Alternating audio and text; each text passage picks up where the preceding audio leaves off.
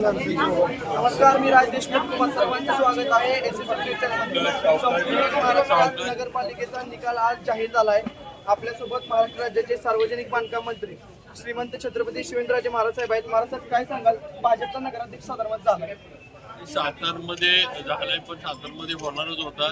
पण जिल्ह्यात आज भाजपनं फार मोठं यश मिळवलं, हे महत्वाचं आहे. आज 7 मला वाटतं नगरपालिकांमध्ये भाजपला यश जिल्ह्यात मिळाले.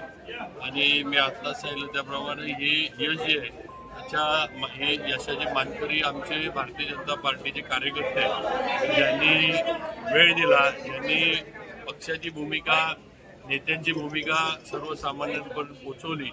आणि आपल्या शहरात भाजपची सत्ता आल्यावर शहरामध्ये काय बदल होऊ शकतात हे त्यांनी पटवून दिलं. त्यामुळे या यशाचे प्रथम मानकरी जे आहेत ते आमचे कार्यकर्ते आहेत भाजपचे.